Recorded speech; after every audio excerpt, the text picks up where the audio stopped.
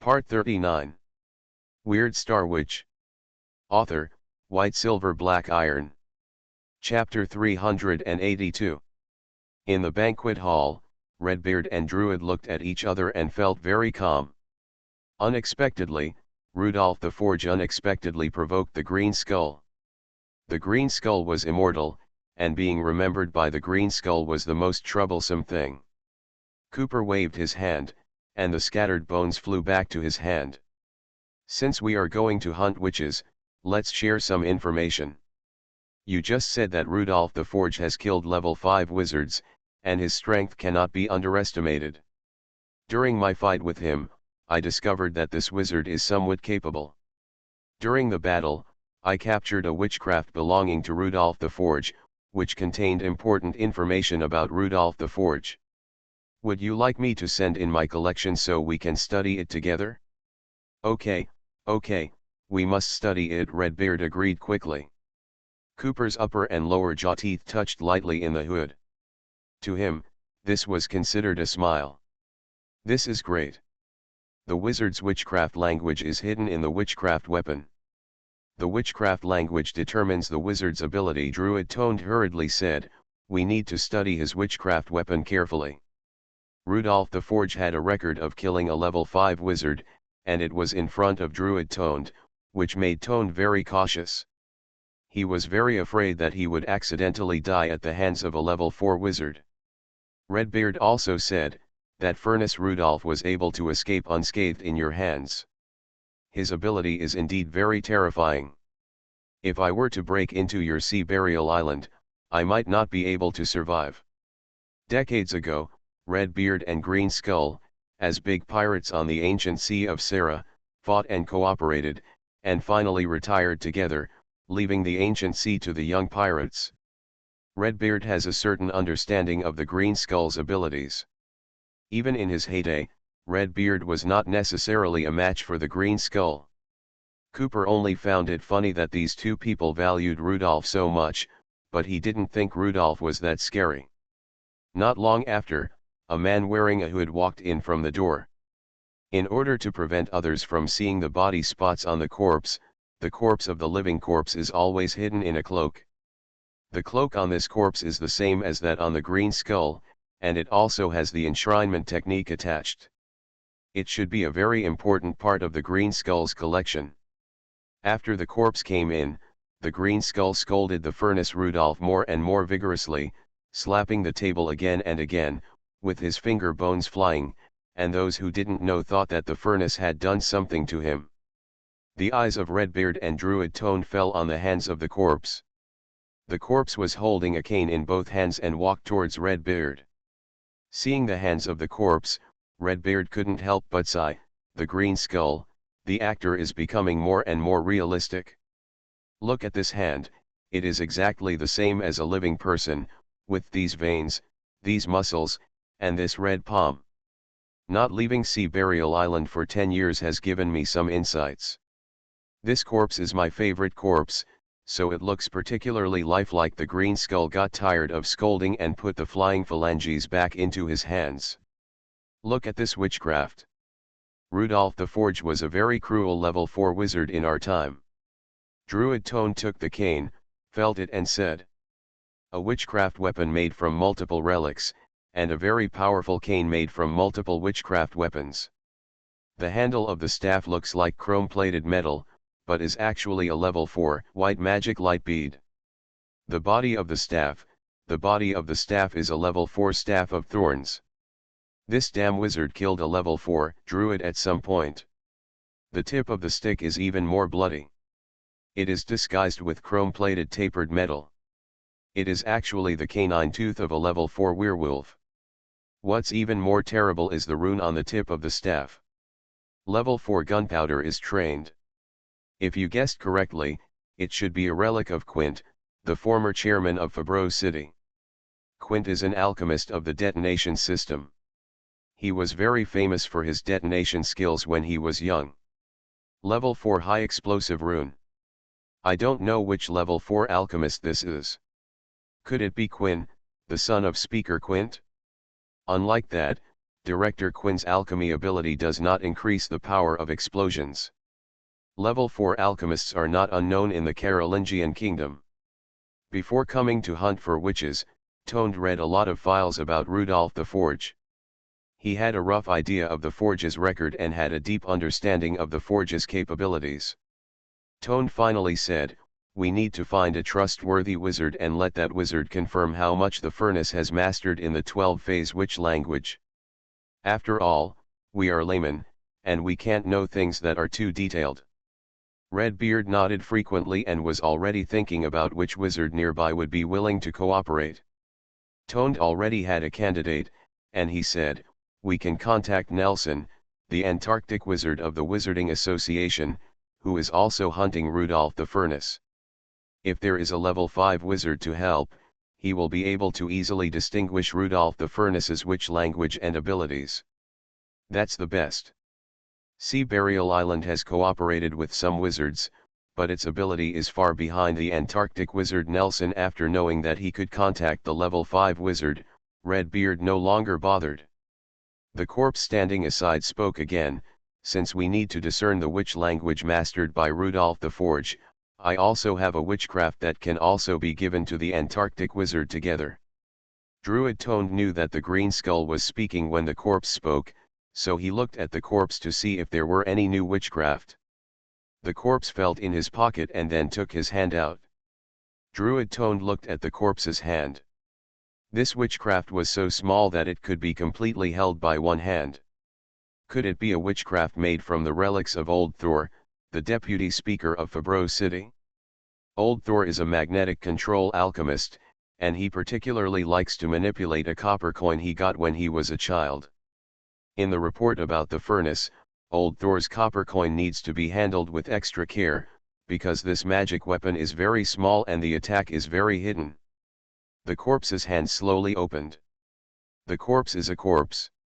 Although it looks no different from a normal person, the movement is still slow, and the action of opening the palm is like slow motion.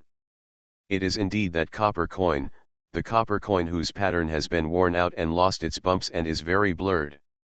Tornad was a little sad. So many alchemists, so many level 4 apostles, have become wizards' magic weapons after death. Just as Tornad reached out for the copper coin, something strange happened. When Tornad's hand just placed on the palm of the corpse, when his sight was blocked by his own hand, a little red light appeared on the tip of the corpse's middle finger. Redbeard's pupils shrank instantly. The druid could not see this little red light, but his long-term fighting instinct told him that the tiny red light contained enough danger to kill people. Before Redbeard could remind the druid, he was suddenly surrounded by darkness. In the endless darkness, a cage made of iron bars appeared 2 meters away from him. As Redbeard had been rampant on the Sarago Sea for decades, he certainly knew this method. This was one of Green Skull's collections, the magic of a level 5 trapped priest. Green Skull. Are you crazy? Weird Star Witch. Author, White Silver Black Iron. Chapter 383. A pirate scimitar appeared in Redbeard's hand. I don't know where he hid the more than 1 meter long scimitar. With the scimitar in hand, Redbeard felt a little relieved. He is a level 5 killing priest. Even the green skeleton can't do anything to him.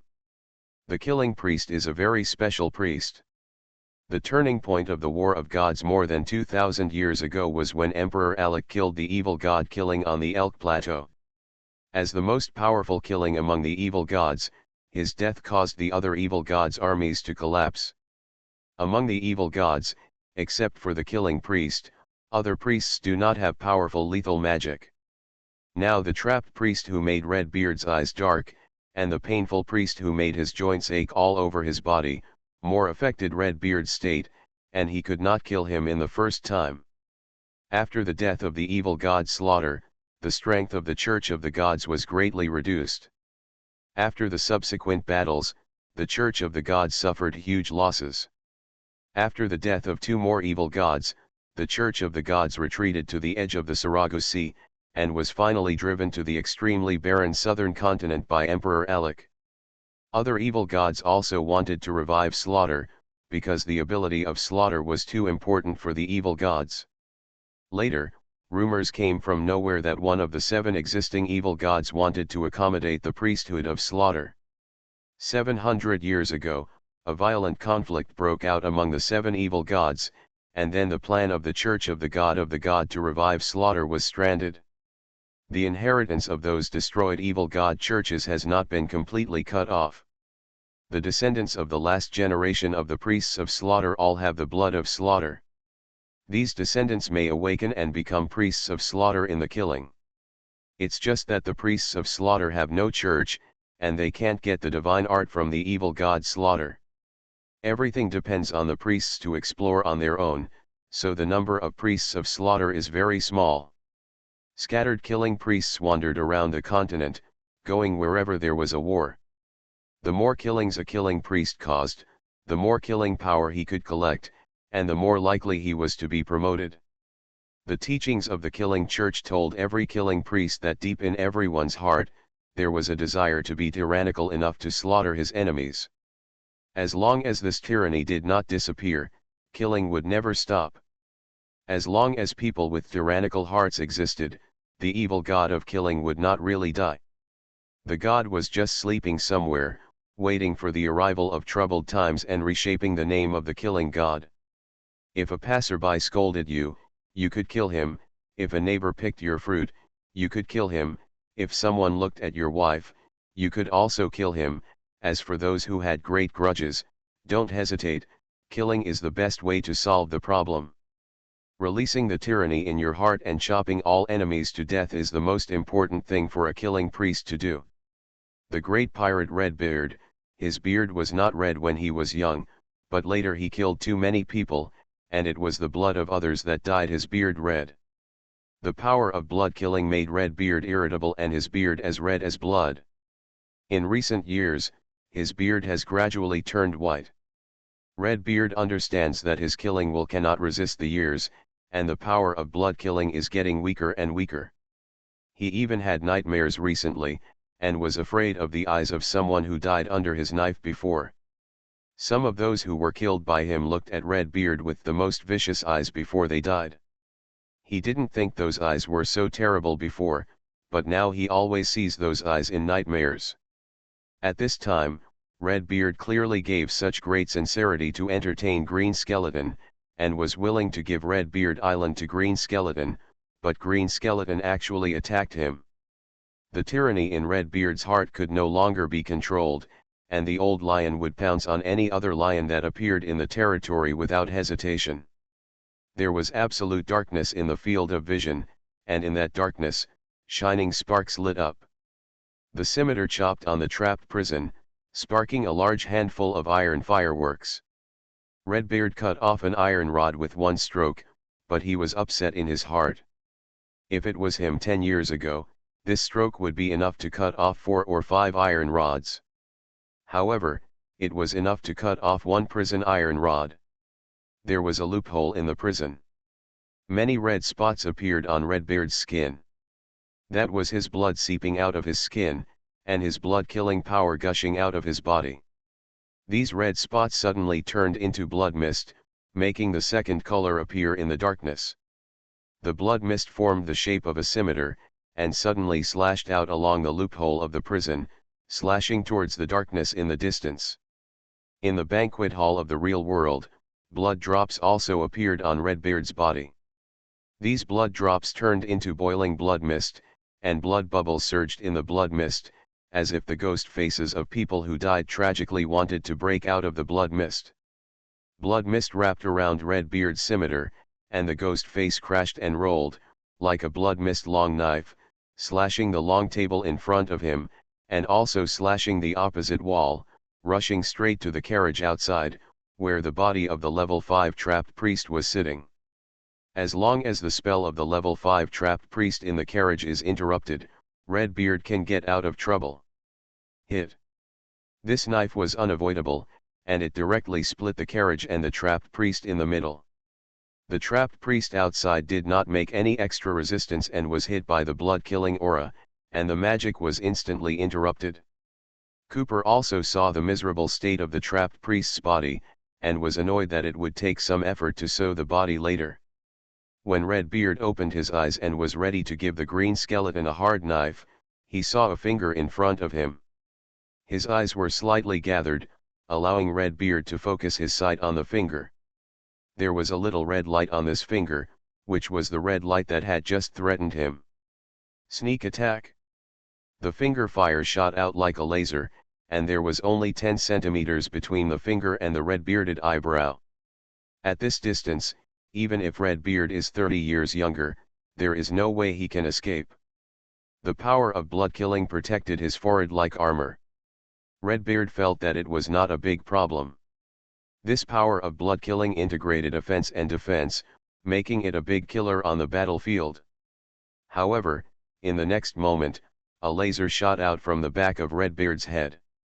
This laser shot toward the back, piercing the deer head as a decoration on the wall, and then shot into the wall, creating a laser in the sky outside the banquet hall.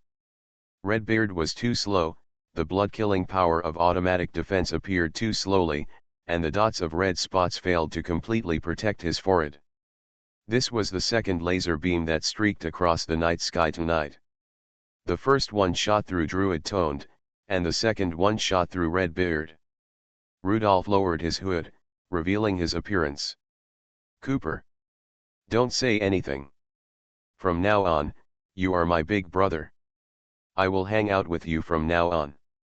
Cooper was looking for the second knuckle of his little finger all over the table. Redbeard had just split the banquet table and split his knuckles somewhere. I smashed my hands so many times for acting. Level 5 Priest of Distress and Level 5 Priest of Pain plotted against each other at the same time, creating the perfect opportunity for Rudolph to take action. Druid Tone's ability was originally biased toward creating large-scale hurricanes, and he had no ability to react in the face of Rudolph's hidden and sharp finger fire. Redbeard was more difficult to deal with, but his reaction was too slow and it took too long to break through the blockade of the trapped priest. He was also successfully attacked by Rudolph. For the sake of killing 2 level 5 apostles so easily, I don't care about your slander against me in public. Looking at the 2 level 5 apostles lying in the room, Rudolph felt comfortable all over. I've never had such an easy fight. You are listening to Novels at Bless Up channel. Wish you happiness and luck. Please subscribe to receive new novels. How do you feel about this novel? Please like and leave a comment. Weird Star Witch. Author, White Silver Black Iron. Chapter 384. Cooper felt very relaxed. I thought it was very difficult to kill the level 5 apostles when I saw you before, but now it seems that it is not that difficult. I didn't even move, and 2 level 5 apostles died here. Rudolph didn't want to talk. Since Cooper became immortal, he became more and more lively. Without the threat of death and worries, his mentality will become more relaxed. Rudolph felt that when he became immortal, he would also go crazy. Cooper also analyzed it seriously. The reason why it was so easy to kill 2 level 5 apostles this time was mainly because the identity of Green Skull was very useful. Sometimes, identity is also a kind of ability. Green Skull is famous and is the object that Redbeard and Druid want to fight for. Of course, another reason is that my acting skills are good and I completely deceived Redbeard and Druid. The disguise of Green Skull is quite useful, and they can use this vest more often. Rudolph recognized Cooper's acting skills very much. You used to be a clown, and you were really ugly. You are an acting talent, but you don't have the conditions to be an idol. The Druid is mine, and the red beard is yours. I need the Druid's relics. In the Hydra's secret, the Druid's relics are one of the secondary relics. The relics delivered to the door are easy to get. Rudolph came to the Druid's body. The relic of the natural disaster Druid Tornad was a green leaf. This leaf was floating between Tornad's eyebrows.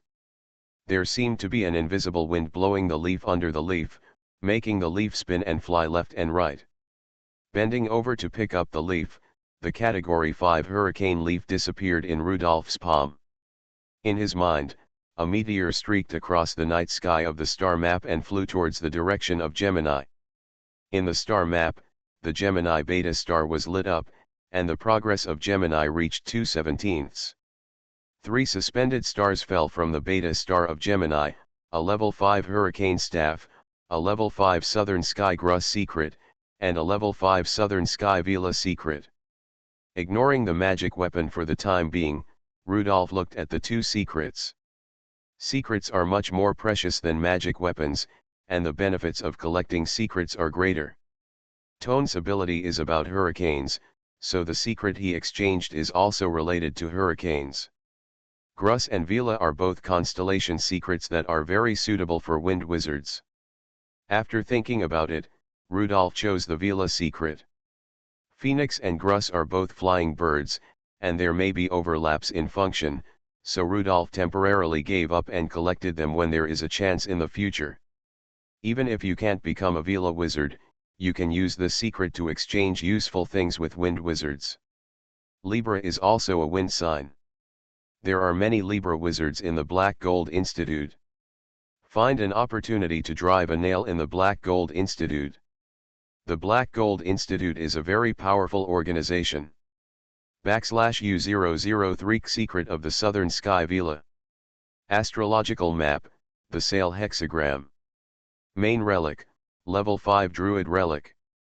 Secondary Relic, Level 5 Alchemist Relic, Level 5 Blood Clan Relic. Ritual Location, the direct area of the Vela, the area where the Arg shipwreck occurred. /U003E. From the secret of the Vela, Rudolph could not guess what the Vela was capable of. Blood Clan was rare in the southern continent, and it was very difficult to become a southern sky sail wizard in the southern continent. Cooper stood beside Redbeard, dealing with his body. Rudolph, I like your laser-like witchcraft very much. The wound left by killing people is very small, which saves me a lot of effort. Unlike Redbeard, who split my trapped priest, it will take a lot of effort to deal with the spinal cord. Cooper pulled open Redbeard's eyelids and saw his dilated pupils. Soon, a green translucent ghost fire burned in Redbeard's eyes. This kind of translucent ghost fire is not like the rich green ghost fire when the level 5 zombie changes its body. It looks very light and thorough. The translucent ghost fire quickly spread to Redbeard's body. These ghost fires are very gentle. They did not burn all of Redbeard's flesh and blood. The flames jumped gently, transforming Redbeard's body in some way. At this moment, a pirate with a mustache broke the door and rushed in. Captain. The druid confessed. You said that once he confessed the whereabouts of Rudolph the Furnace, you will be notified immediately. Rudolph was full of doubts. Druid. Confession. Or confess my whereabouts? These pirates are just unruly. They came in without knocking. It's so rude. How embarrassing. I just happened to see Redbeard's tragic death. This pirate couldn't go in or out. If he went in, would he avenge Captain Redbeard? Both of the two people on the opposite side looked very strong. If he retreated, and just turned around and retreated, and then carefully closed the door, would these villains think that he was going to inform the others? But who could he inform? Redbeard was dead, and there were no other level 5 apostles on this island. He had just seen the bloody scimitar of Captain Redbeard. He thought that the hot-tempered captain just had a quarrel with the guests, but he didn't expect that the captain was killed by the guests. It was Cooper who came forward to resolve the embarrassment. Wait a moment, don't worry, it will be fine in a while, and you can report directly to Redbeard when the time comes. Cooper continued to deal with Redbeard's body, and he turned around and chatted with Rudolph. The brain is burned, so I'll make do with it tonight. I'll find him a new brain in a few days, but I don't know if replacing the brain will affect Redbeard's combat effectiveness. Will replacing the brain have too much impact? Will the corpse still retain its memories before death? If you don't replace the brain, you can only act on instinct, which is almost the same as having no brain. But I see that your corpse is quite smart, how can it be almost the same as having no brain? That's because of my good acting skills and my good control. When a person dies and becomes a collection, how can it really be the same as when he was alive?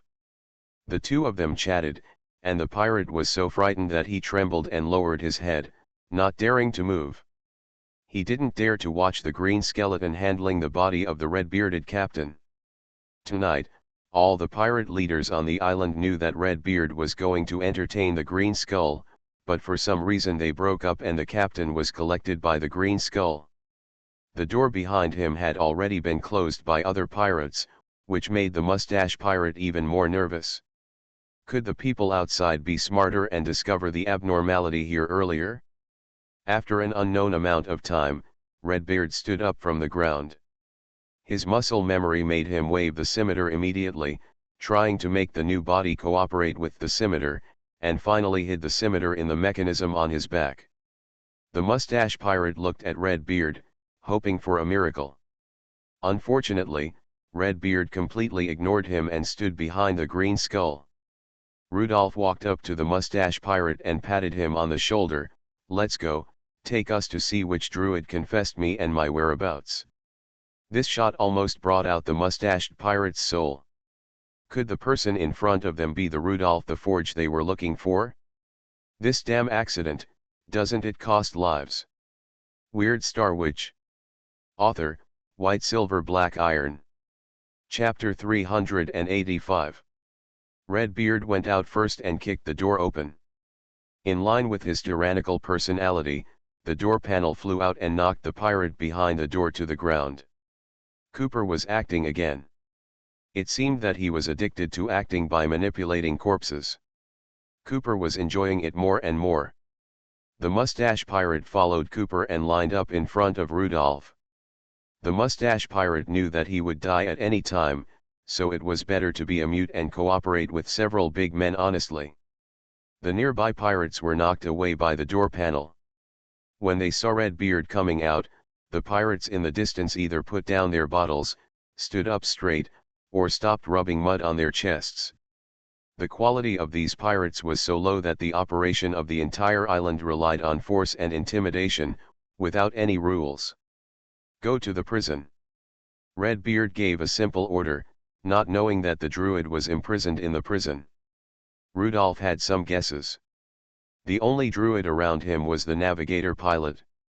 He then remembered that he didn't have time to return to the Bauhinia this time, and only used the bat to detect once, and it seemed that he didn't see Pilot that time. The pirate with the mustache was almost dying of anxiety. Along the way, other pirates didn't notice the abnormality of Redbeard. The wound on Redbeard's forehead was very small. After being treated by Cooper, it looked like a small red spot. Redbeard had many red spots on his body, which were left by the blood-killing power for many years. There was nothing special about one more red spot. When entering the smelly prison, several guards came to Redbeard to ask for credit. "Captain, the druid's bones are not that hard." We tortured him again and asked a lot of information. Redbeard nodded, kicked away the guard who didn't dodge in time, and continued to walk inside. Cooper also looked back at Rudolph and felt that it was really cool to kick people like this. The prison door where Pilot was imprisoned was opened, and many people poured in from the door. Pilot raised his head with difficulty. Half of his face was covered with burn marks, charred and carbonized skin, and blisters all over half of his face, making him look very miserable. His body was no longer in human shape. The exposed upper body was full of wounds left by torture instruments, causing his strong muscles to shift. The biceps were torn and appeared on the side of the upper arm, obviously not where the biceps should be. Rudolph was originally ready to forgive Pilot, but seeing Pilot's appearance at this time, he was even more unwilling to pursue Pilot. Pilot had persisted long enough and was a tough guy. "Hurry up. Repeat what you just said. Where do you think Wizard Rudolph is?" In fact, it was nothing for Pilot to say that Rudolph was going to the Sea Burial Island. Redbeard just learned from the Green Skull that the furnace had been to the Sea Burial Island. Rudolph the Crucible, he is going to the Martini Islands, his purpose is to take revenge on the wizards. After saying this, Pilate could no longer hold on, and his head fell heavily on his chest. Rudolph sighed secretly, thinking that Pilate was a good person. Most druids have simple minds, and the proportion of good people among druids is much higher than that of other apostles. A guard raised his whip and wanted to wake Pilate up. At this moment, a dark yellow copper coin suddenly appeared in the prison. The copper coin flew, and in just a few seconds, it shot through the hearts of everyone here. When the pirate guards fell down with their chests covered, they looked at Redbeard one by one, but saw a man behind Redbeard walk out. Do you need to spend so much effort to torture the whereabouts of Rudolph the Crucible? I am Rudolph, and I am here. Including the prison leader, the mustache pirate, these pirates are dead. Only the voices of Rudolph and Cooper were left. Rudolph treated Pilate while discussing the fate of the island with Cooper. Redbeard said that the island belongs to you. Although he is dead, his words are still valid. It's okay to take this island, but I hate these pirates. Should the pirates on this island stay? The pirates who burn, kill, and plunder are very vicious even when they come to land. Rudolph thought and said, there is a deep-sea port here, which is a good resource. It can be used as our foothold.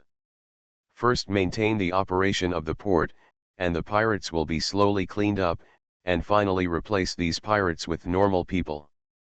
After a few words, Cooper and Rudolph discussed a solution. Who would have thought that the two young men in Lehmantown now have the ability to decide the life and death of others with a word, or the life and death of many people? Redbeard is still the owner of this island for the time being, and Cooper becomes the manipulator behind Redbeard. This island is much more valuable than the Sea Burial Island, and it can be managed slowly. Those pirates who did all kinds of evil things can be dealt with slowly, and finally this place can really become a port city, which is the most beneficial for Rudolph and Cooper. Pilate didn't die. This poor druid trusted Thorned, who was also a druid. This can't be blamed on Pilate. A level 5 Scourge druid is willing to associate with a wandering druid like Pilate, and no one can refuse. When Rudolph was a level 3 wizard, if a level 5 South Sky wizard was willing to meet him, he would think that the time to change his fate was coming. Pilate finally kept his bottom line and gave Redbeard and others a false address. He did not betray the Bauhinia and Rudolph, which moved Rudolph very much.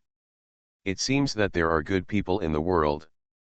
Rudolph's medicines are all good medicines, and there are several plague-carrying witchcraft instruments.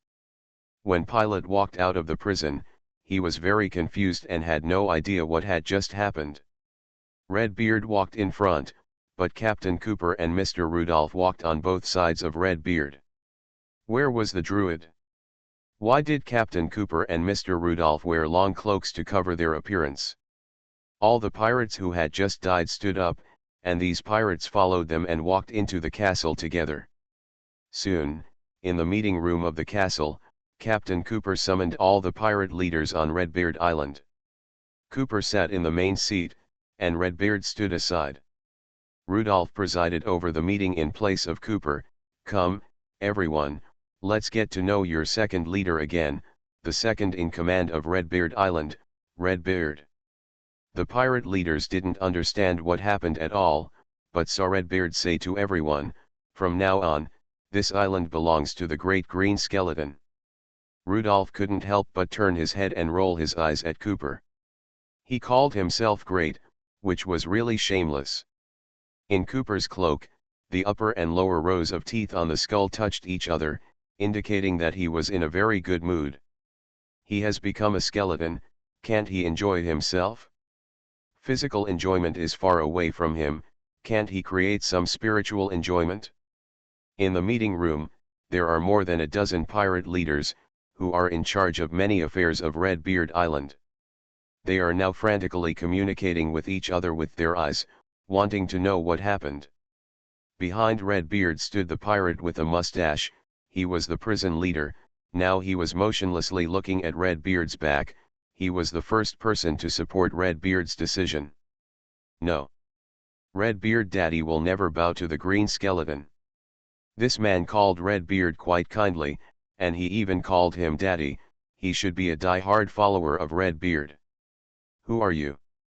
Where is the druid from a few days ago? Where did this person who wanted to deceive Daddy come from? Are all the frauds targeting old people now? Captain Redbeard, please don't give up Redbeard Island. This is our foundation. No matter where we go, we are dependent on others. Only here is our home. There is no impenetrable wall in the world. There are some rumors about Redbeard on the island. For some reason, Redbeard wanted to go to a kingdom in the northern continent with the Scourge Druid, which was incredible for pirates. Pirates can only get rich by plundering, and operating a port is just a different means of plundering. 3 pirate leaders expressed doubts at the first time, and Rudolph felt that Redbeard's dominance was not bad. The answer to them was dark copper coins. Several copper coins flashed and pierced the heads of these 3 people, and these 3 pirate leaders died completely. What are you going to do? Seeing his companions die, another pirate leader subconsciously questioned. This time, it was Redbeard who did it himself.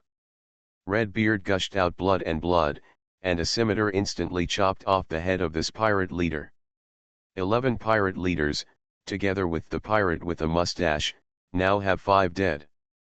When Redbeard took action, the remaining 6 pirates knelt down, touched the ground with their heads, and dared not resist anymore. Redbeard took action personally and defeated their will to resist. At this time, someone finally realized that Redbeard might have become a collection of green skull. This is a terrifying conjecture, but it is extremely close to the fact. Alas! Rudolph sighed in the meeting room. Where is your backbone? Where is your loyalty? Why did you surrender so quickly? I thought I could take the opportunity to clean up more, but you surrendered so quickly that I was embarrassed to do it. Rudolph had no sympathy for these evil pirates. In order to prevent Redbeard Island from collapsing tonight, some obedient pirate leaders had to be kept, and some excuses had to be found in the future to slowly clean them up. Redbeard said again, Redbeard Island will belong to the Great Green Skull in the future. Yes, Captain Redbeard. 2 smart ones have already shouted, yes, Mr. Green Skull. Rudolph pointed at the 2 people who changed their words and motioned them to come over. I am the steward of Redbeard Island, Rudolph, and you 2 will listen to my arrangements from now on. The other 3 less clever leaders regretted it. The door of the meeting room opened, and the 4 level 5 apostles that Cooper got from the Sea Burial Island walked in. Although these level 5 apostles are corpses, they have amazing auras and their apostle powers are ready to go. What they want is deterrence. When these corpses appeared, the pirate leaders completely gave up, and those who wanted to connect with other big pirates felt stupid. In front of them, it was the legendary green skeleton, a green skeleton that even the royal navy of several kingdoms and the navy of the Church of the Evil God could not do anything about. Who can resist him if he wants this island? Pilot, you are now the steward of the castle. Let someone clean the castle thoroughly first, it's too smelly. A few level 5 corpses were left for Pilot to deter these pirates, and Rudolph and Cooper rushed to the Bauhinia. When Rudolph returned to the Bauhinia, he finally saw living people and hugged them excitedly. Recently, he has been with the skeletons for too long and he is almost depressed. He is afraid that the corpses don't look like living people, and he is also afraid that the corpses look too much like living people. He even thought that some of the corpses were very interesting. They talked and laughed about the customs and practices of the southern continent. This was a very bad situation, proving that his mental health was worrying. Mackenzie, this is our new friend, a level 5 alchemist. Next, he will preside over the upgrade of our Bauhinia reinforcement array. Mackenzie was shocked and took off his hat in a hurry. Did the ship owner meet a distinguished level 5 alchemist just by going out? A level 5 alchemist is at least the deputy speaker of the county council in the parliament. He is a big shot. The level 5 alchemist shook hands with Mackenzie briefly, asked where Mackenzie was from, and asked about some other situations of the Bauhinia. Mackenzie didn't realize that the level 5 alchemist in front of him was actually a corpse. It wasn't that Cooper wanted to tease Mackenzie, but Cooper said that he must learn how to manipulate the dead body as soon as possible. This kind of corpse that is the same as the living is called the dead body by the zombies, and the level 5 zombies also have their own title, the level 5 dead body. Low-level zombies, the controlled corpses, are slow in action and reaction. After becoming dead bodies, they can finally make greater use of the corpses and make the corpses better for the zombies. If you can deceive a cunning person like Mackenzie, it will be more valuable to Cooper. Cooper started by manipulating a level 5 alchemist, practicing manipulating a dead body. After meeting everyone on the Bauhinia, Rudolph suddenly realized, "Cooper, did you practice with me on the way here? Do you know everything I talked about with the corpse?" "Of course, you are so useful, why not?" Yvonne stood aside and asked curiously, "Cooper, why is your voice so hoarse, and why don't you take off your cloak?" She looked at Cooper, but could only see dark holes in the hood. Rudolph whispered a few words in her ear, and Yvonne's eyes widened. She didn't expect Cooper to be promoted. Clever Yvonne immediately turned her head to look at the back of the level 5 alchemist. She felt that it was obviously abnormal for a high-level God-chosen apostle like the level 5 alchemist to appear here. Which serious God-chosen apostle would stay with a wizard, and would be willing to draw a high-level reinforcement array for the ship of the zombies? Rudolph nodded, and Yvonne was even more shocked. Was the alchemist Cooper's collection? At the same time, Rudolph whispered to Yvonne, "Let's be careful about the volume in the future, don't irritate Cooper, Cooper, that aspect is not possible now." Yvonne looked at Cooper with sympathy. "I was wondering when Cooper would be able to wake up and find a girlfriend by himself. He is so pitiful. Great people must have pitiful aspects. Who made him call himself the Great Green Skull?" Weird Star Witch. Author, White Silver Black Iron. Chapter 386. A hygienic city depends on you, me, and him, and a beautiful port is for you, me, and him. Environmental sanitation starts with me. A clean port is everyone's responsibility. The grass is green and the flowers are fragrant, the port is beautiful and the people are healthy. The pirate leader Zachary, who wears glasses, has a ponytail and fair skin, did not move for a long time after getting off the boat. Looking at these strange slogans that suddenly appeared, he felt unreal. Zachary is the intelligence leader of Redbeard, responsible for collecting intelligence for Redbeard. He just returned to Redbeard Island and found that Redbeard Island has completely changed. Someone on the port pier was lying on the ground, scrubbing the ground with his buttocks sticking out, cleaning up the mud and moss, so there would be no need to worry about slipping in the future. When Zachary came to the shore, he saw a new slogan. Resolutely win the 100-day battle for port transformation and create a new era deep-sea port with service first. Looking at the huge slogan hanging, Zachary was confused. He hadn't been back to Redbeard Island for a month. What happened to Redbeard Island? As the intelligence chief, Zachary knew that a god-chosen druid had come to the island. Could it be that the druid had such a great influence on Redbeard? Not long after the druid came, problems occurred in the intelligence system inside Redbeard Island, and he was not clear about the details afterwards. This time when he came back, Zachary wanted to sort out his intelligence network to see what happened. Next to the huge slogan, there were more than 20 pirate corpses hanging, and the wooden signs next to them were written with the pirates' misdeeds in their lives. There were also crew members talking around, and according to the description on the sign, hanging was too merciful, which was a forgiveness for these pirates. "I heard that Redbeard died. How else can we explain these strange things that happened on Redbeard Island? If we go by the slogans, this port is more civilized than the ports in the northern continent. Is Redbeard a civilized person? Redbeard is just tired of killing people, so he switched to running the port. SHH. Keep your voice down, don't let the pirates hear it. What are you afraid of? I saw a ship of pirates captured by Redbeard Island last night. They were pirates who wanted to escape from Redbeard Island. I heard that the pirates were sunk into the sea. Who is the new owner of Redbeard Island? How dare he do this? I don't know, it's very mysterious.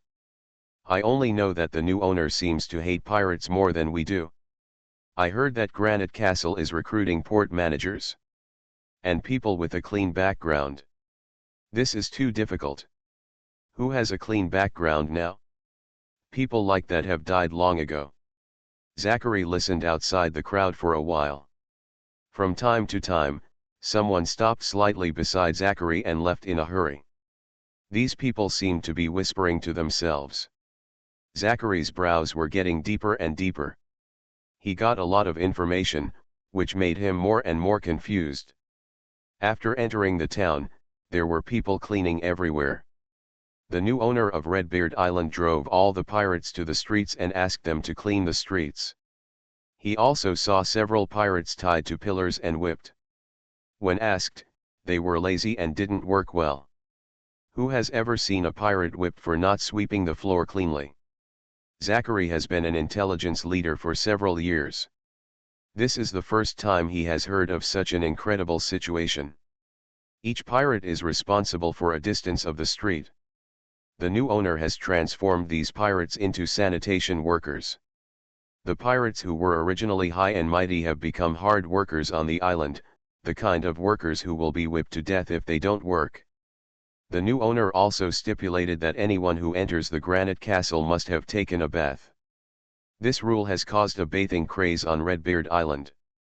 Several brothels have been transformed into bathhouses by the new owner. The island owner doesn't care whether men can find women in the bathhouse, but it must be clean and each bathhouse must be equipped with a doctor. When Zachary saw the Granite Castle, he found that Spider-Man was washing the outer wall.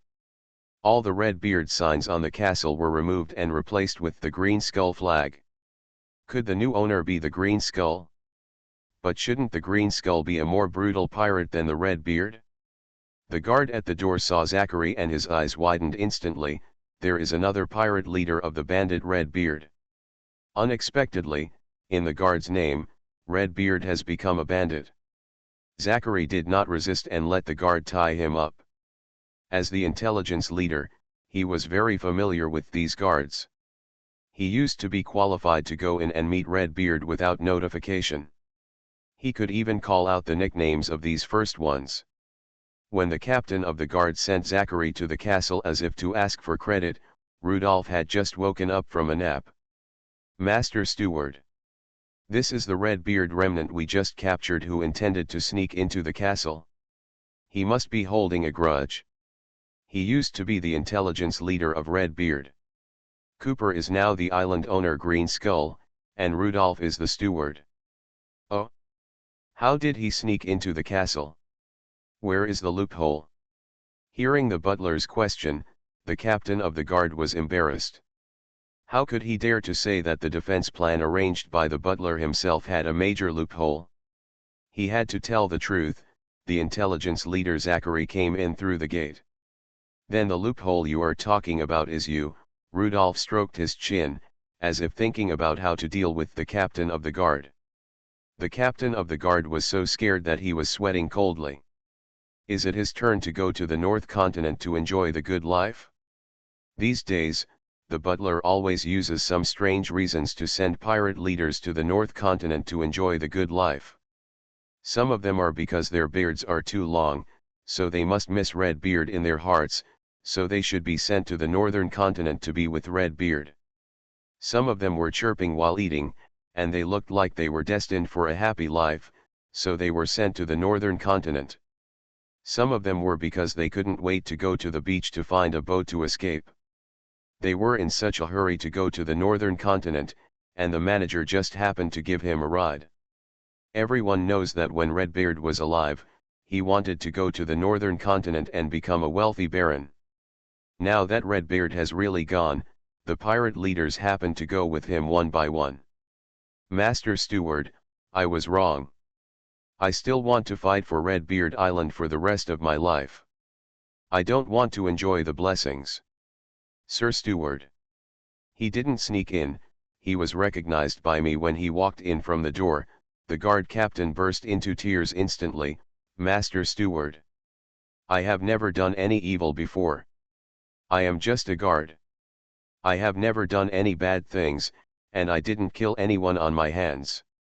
The captain of the guard heard the news. The new city lord had a list. The pirates on the list were arranged from the most to the least number of people killed. The ones at the top were all enjoying themselves, while the ones at the bottom were vying to do good things in the city. There is absolutely no old lady in the city who doesn't want to cross the road. As long as any old lady stands on the side of the road, she will be helped to cross the road, which will make the old ladies too tired to go out on the street. Wait a moment, I'll look for you, don't worry. You are listening to Novels at Bless Up channel. Wish you happiness and luck. Please subscribe to receive new novels. How do you feel about this novel? Please like and leave a comment. Weird Star Witch. Author, White Silver Black Iron. Chapter 387. Rudolph took out a long list and did not find the name of the guard captain, so he did not have an attack.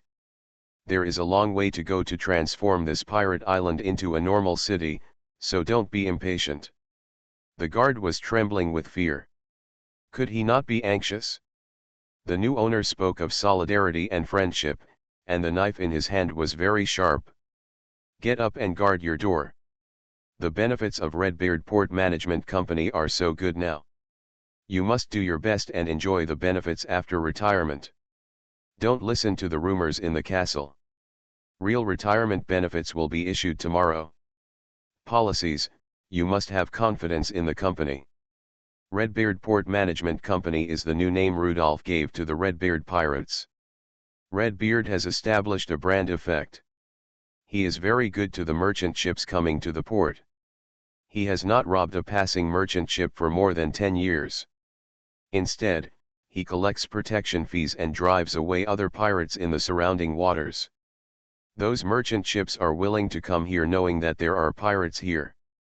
The 3 words Redbeard are the guarantee of safety here. Therefore, Rudolph did not change his name and continued to use the name Redbeard.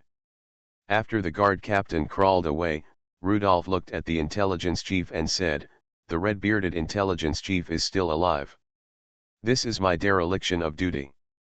Human beings are bound to make mistakes." Facing Rudolph's threat, Zachary did not panic. "Mr. Steward, Redbeard is reluctant to kill me, and you are reluctant to kill me." While talking, Zachary took off his glasses. Unexpectedly, his eyes were surprisingly beautiful, with long corners, blue pupils, and deep affection in his eyes. Rudolph looked at him and felt his heart beat faster, but he was obviously a man. "Because, I am a silver snake, or a rare level 4 male silver snake." Zachary took a half step forward and licked his lips. "Are you willing to kill me?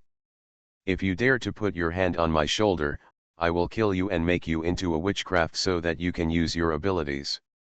Zachary's hand froze in mid-air.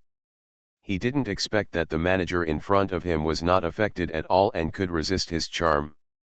Zachary's eyes suddenly turned panicked, and the capital he was proud of became worthless. He could see clearly that the red light in the steward's eyes flashed away.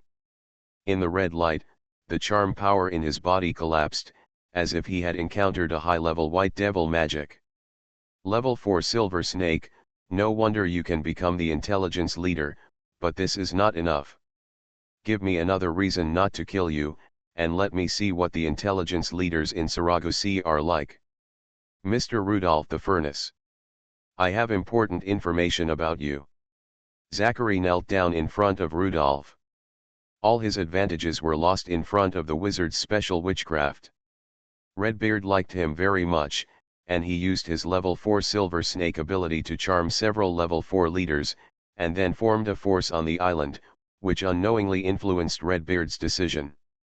Now he was about to repeat his old trick, and when he wanted to charm the manager, he found that the manager, Rudolph the Forge, actually had some kind of ability similar to the magic of the White Demon Priest. Maybe it was a witchcraft made by the White Demon Priest. Oh, you actually know my name. Rudolph was very relaxed in the castle and did not wear the burial cloak given by Cooper. Unexpectedly, the intelligence chief who had just returned to Redbeard Island actually knew his name. Seeing Furnace Rudolph's frown, Zachary breathed a sigh of relief. He was not as afraid of Furnace's frown as the guard captain. As long as Furnace started thinking, it meant there was still talk. Zachary took the initiative and said, "Mr. Furnace, I am very useful everywhere. Don't give me any colored hints. I can't help it anymore. I just want to kill you." "Okay, okay. I'll tell you everything I know. Mr. Furnace, there are many forces that want you on the Sarago Sea, and there is also a lot of information about this. The ancient sea wizards are looking for you.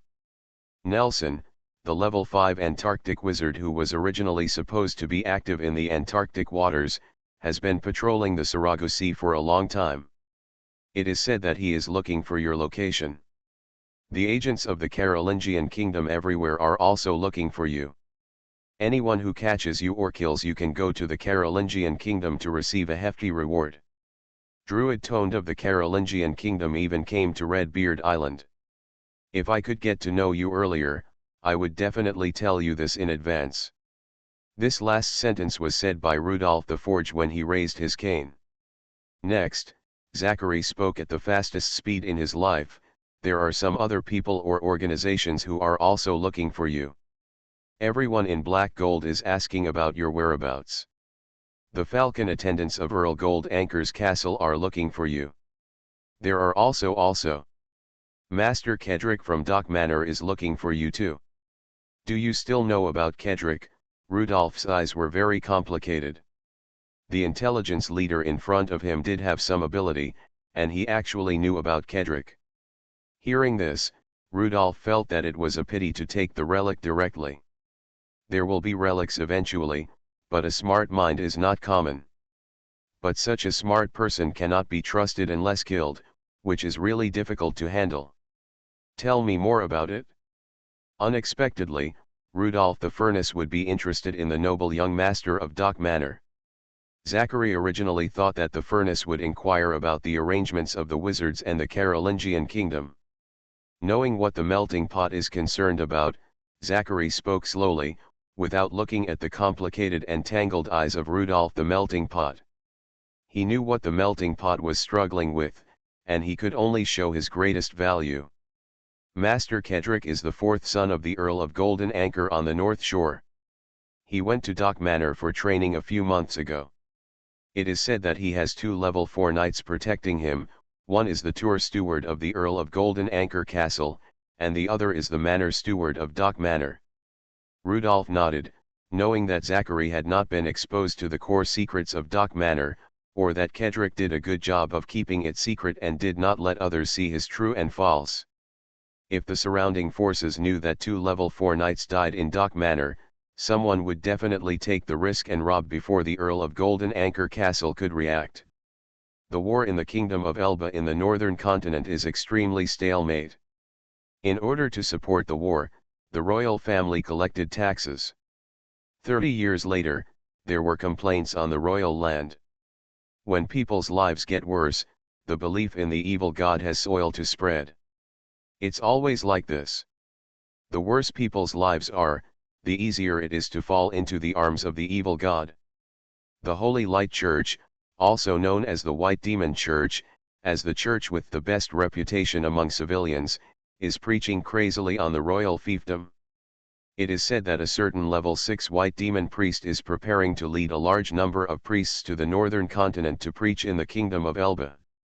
The Royal Navy is fighting on 2 fronts, and the battle is not going well. The Elba royal family issued a killing order for the level 6 white demon priest. Doak Manor, as the property of Earl Gold Anchor, quickly responded to the royal family's killing order. Led by Master Kedrick, they followed the Royal Navy to fight the White Demon Church. Master Kedrick of Dock Manor has been looking for you. Zachary didn't know the relationship between Rudolph the Crucible and Kedrick. As long as he survived, he could easily judge it from the attitude of the Crucible.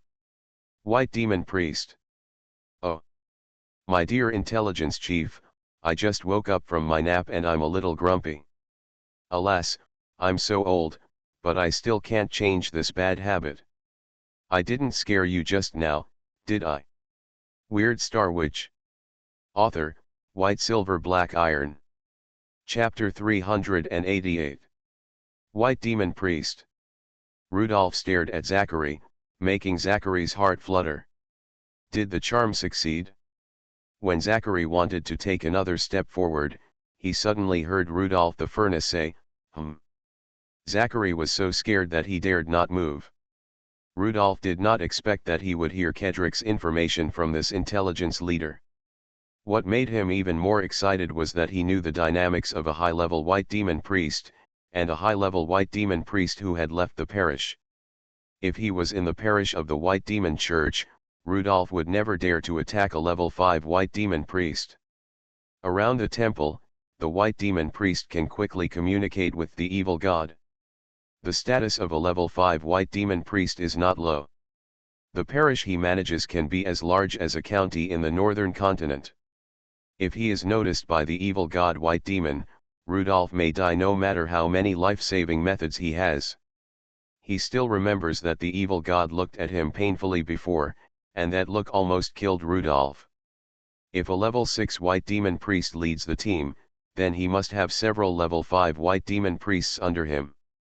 These tempting and fragrant priests are floating on the sea, and they are also fighting with the Elba Royal Navy. Dear Zachary, what is the war situation like?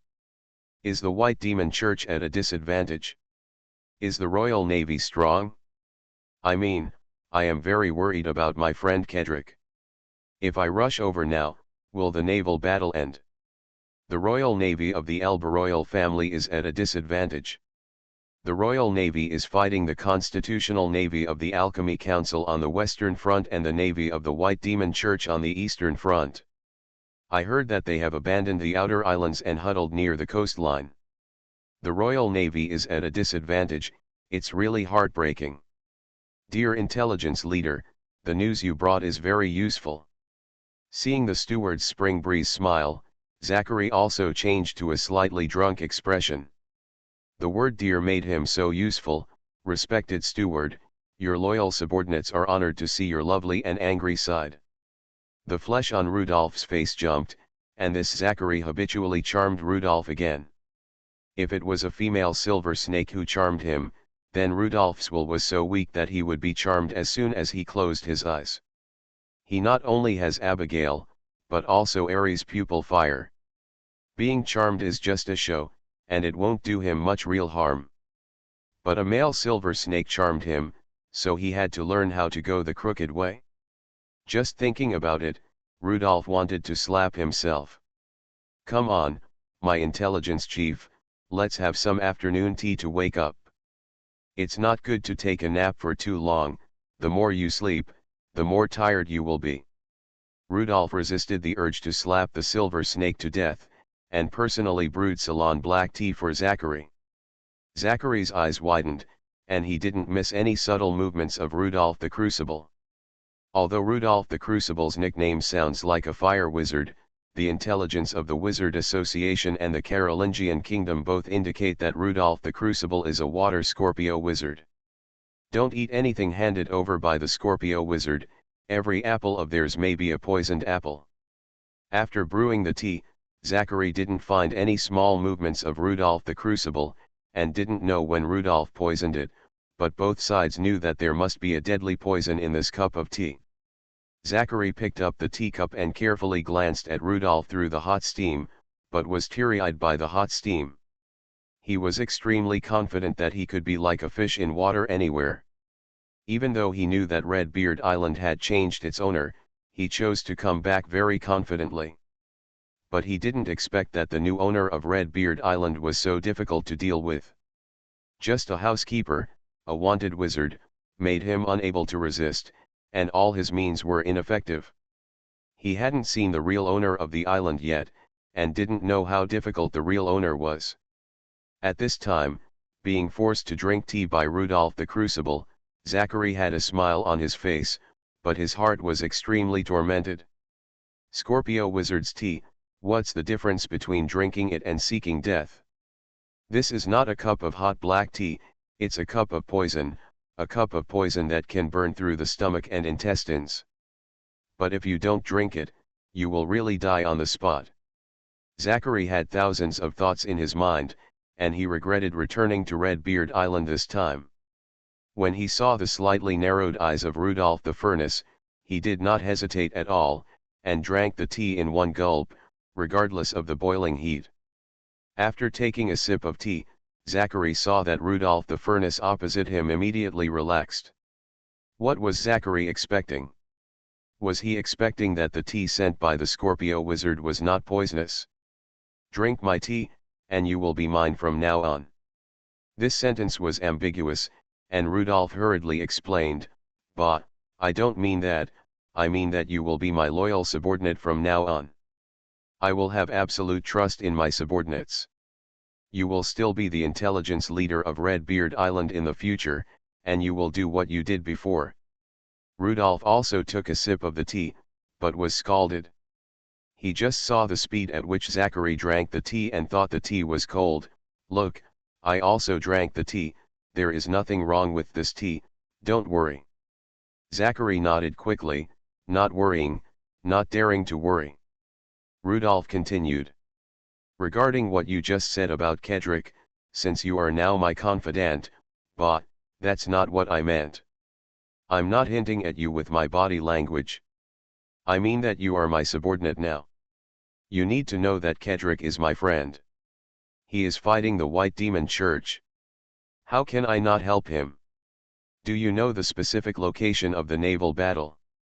Zachary really didn't take Kedrick seriously before. This Earl of Golden Anchor's heir was not the focus of his intelligence collection. "I only know a general sea area.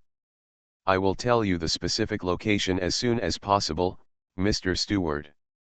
"Okay, without further ado. You don't know me. When you get to know me, you will know that I am a warm-hearted and good person.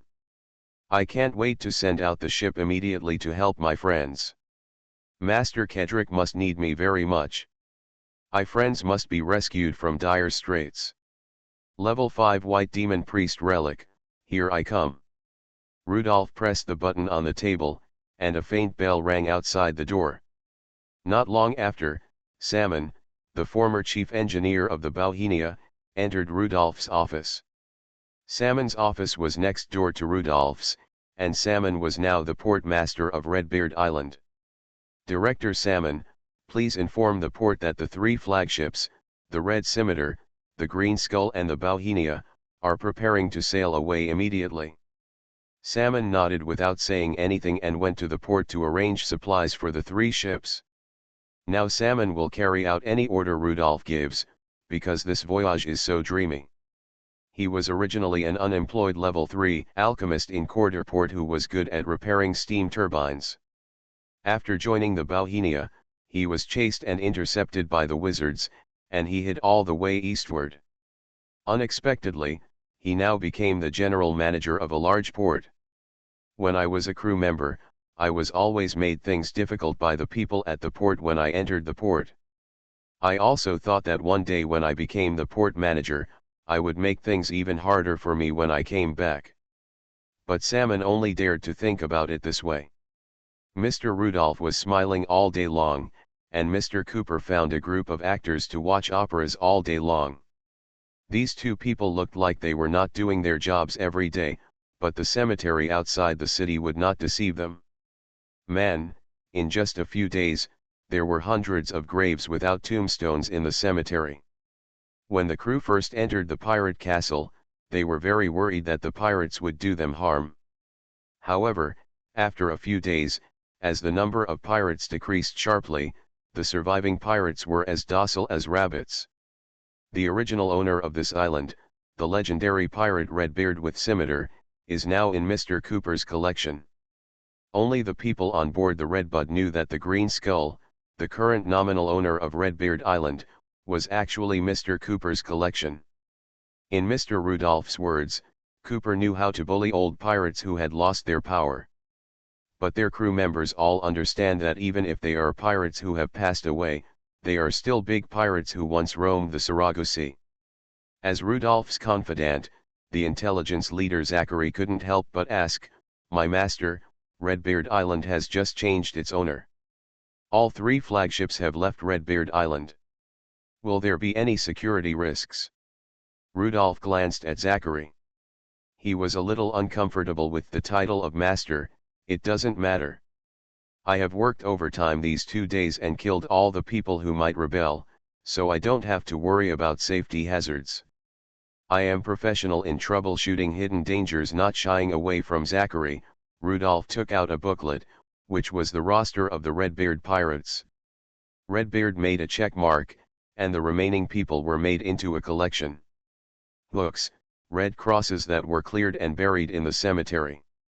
Rudolph and Cooper divided the dead pirates equally, half became Cooper's collection, and half were taken away by Rudolph as relics.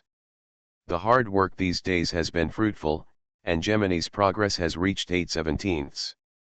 The first half of the entire booklet, that is, the top-ranked pirates, are either marked with hooks or crossed, and are densely packed. "Oh, I found it." Rudolph put his finger on Zachary's name. "Rank so high, I asked why I didn't find you. It turns out that as the intelligence leader, you are not on Redbeard Island. The title of leader is too gangster. Seriously, we are a civilized company that is legal and compliant. From now on, your position will be that of intelligence director.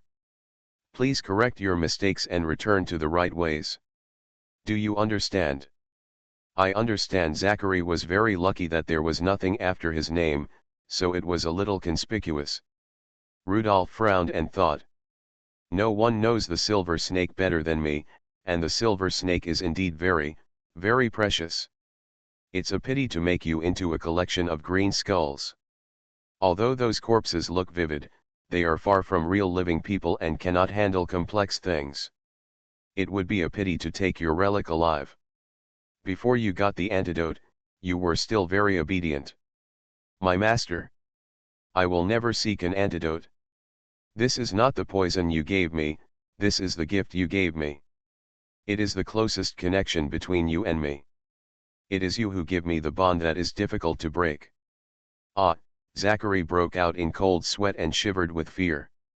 When Zachary looked at Rudolph with pitiful eyes, Rudolph also saw the tears swirling in Zachary's eyes. "If you use your charm on me again, I will take your relic alive." "Oh, my master, I didn't mean it. This is my habit. It's a bad habit that has been going on for many years and it's not easy to change." Rudolph looked down at the booklet, and after finally hesitating, he drew a circle behind Zachary. "I value your ability very much, please continue to serve me." "As you command, my master. Please give your servants orders to serve you at any time. Don't bite your lips, don't open your mouth and stick out your tongue. This is not that kind of service. I really want to kill you." "Good master." Zachary wondered again and again why his charm didn't work at all. Even level 5 masters and apprentices had been bent by him. What kind of witchcraft is there in the furnace in front of me that can make it completely immune to charm? Rudolph's heart ached when he saw Zachary. His heart really ached, and every time he washed away the charm with a weak pupil fire, it made him uncomfortable. But in order to pretend, Rudolph endured this pain.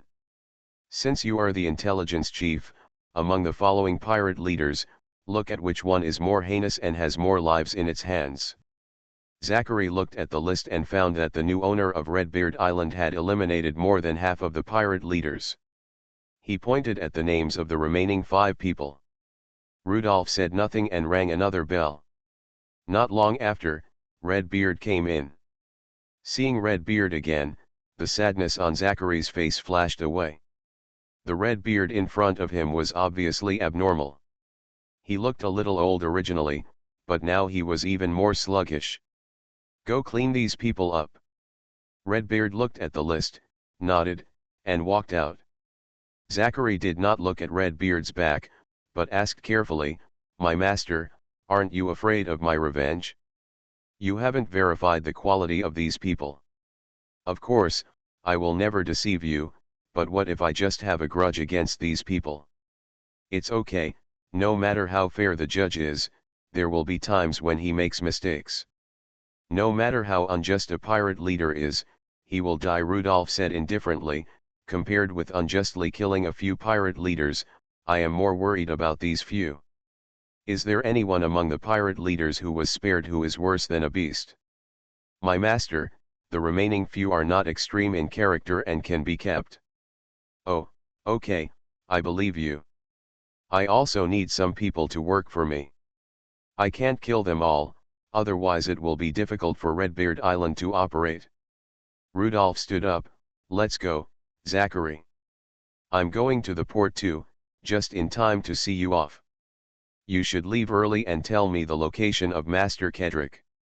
Zachary followed Rudolph while observing the attitude of others in the castle towards Rudolph.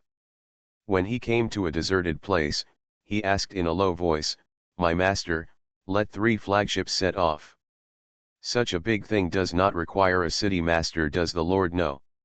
His IQ is not enough to handle such a major matter." Zachary wiped the sweat from his head, feeling that he shouldn't have heard this. It was better to know less about the rift between leaders.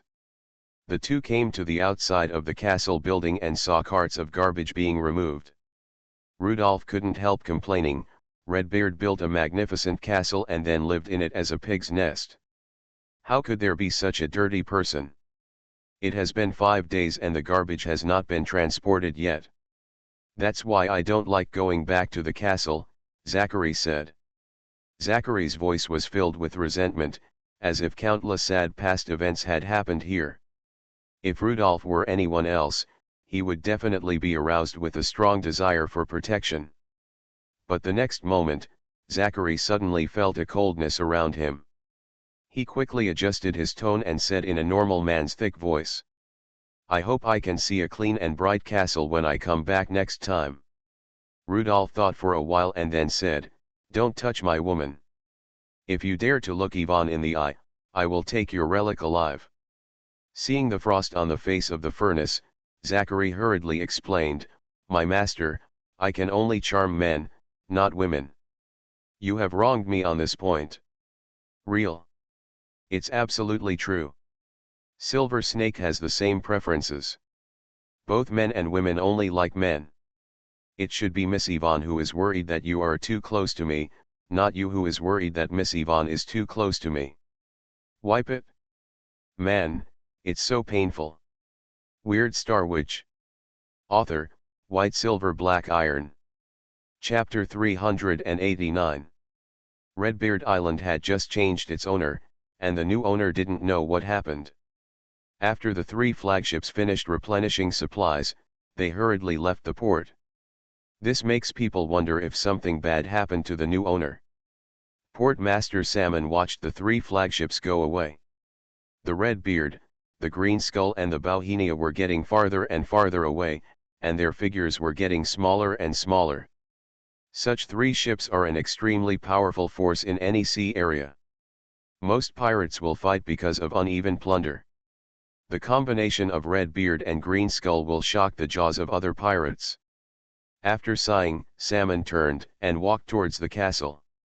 If this island is managed well, it will be enough to become a treasure trove thanks to the fact that it is the only deep water port in the nearby waters. Judging from Mr. Rudolph's attitude, a cornucopia is obviously not as important as his friend Master Kedrick. I didn't expect that Mr. Rudolph could be so affectionate and kind.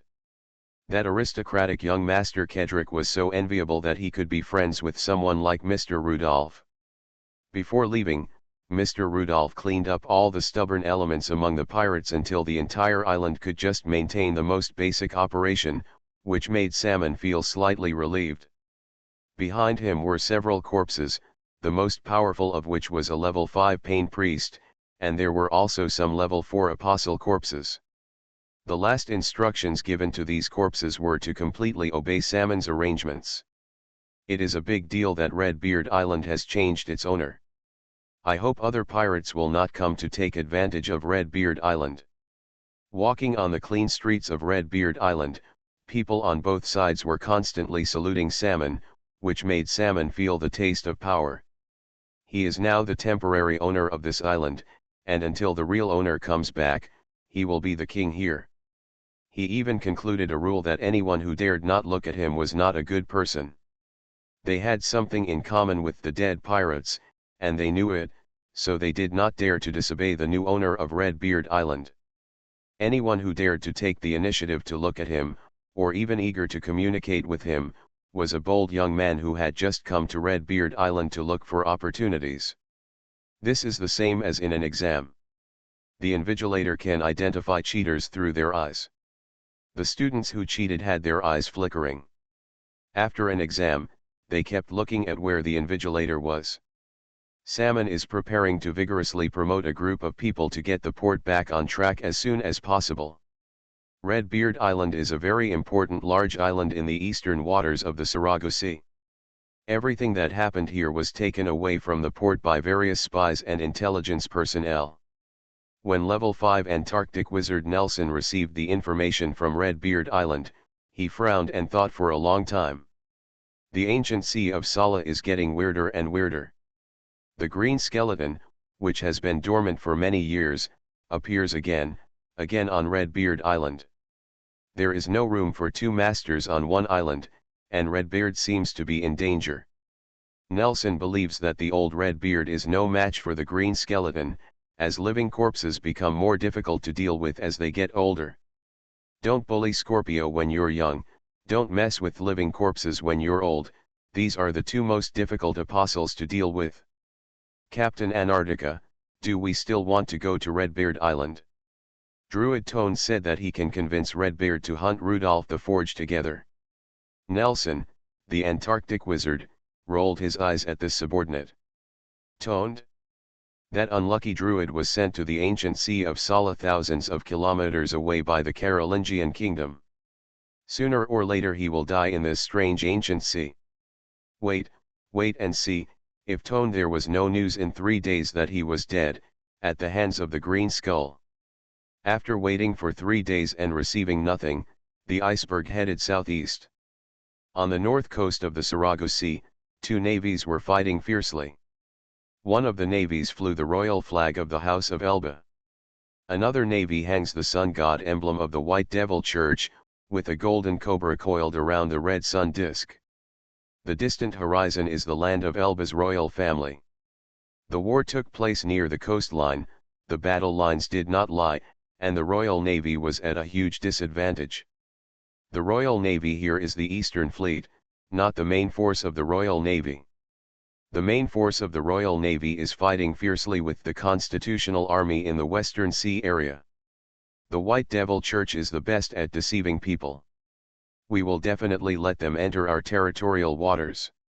Royal Navy officers kept telling their sailors that this naval battle was so important. The royal family is not afraid of other evil god churches, only the White Devil Church.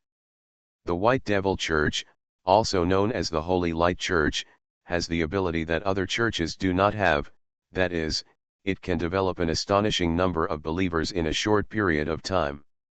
In every city controlled by the White Devil Church, light pearl towers will be erected to deprive low-level apostles of their abilities. To ordinary people this was such a great boon that no one could refuse a city free from the apostolic scourge. No other means of preaching is needed. This alone can convince many people to join the White Devil Church. When encountering other evil god churches, the knights can freely rush directly to the church's temple, but the Holy Light Church will always mobilize believers to block the temple. These believers are important assets to the nobles, so they cannot kill them all. This makes it very difficult for the nobles to deal with them.